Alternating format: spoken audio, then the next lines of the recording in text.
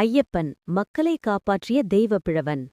பழைய காலத்தில் ஒரு காட்டு ஆற்றங்கரையில் ஒரு பொன்னொளி திகழும் குழந்தை கிடந்தது.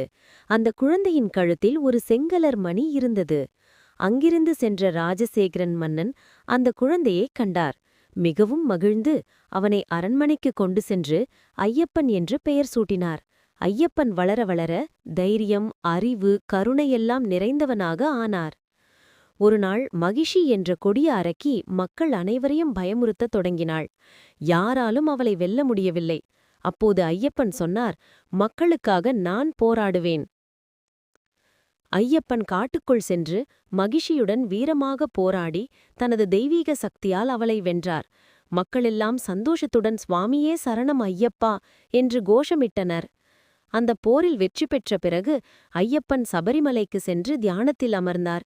இன்றுவரை மக்கள் சபரிமலைக்கு ஏறி ஐயப்பனைக் காண நேர்மையும் தைரியமும் பெறுகின்றனர்.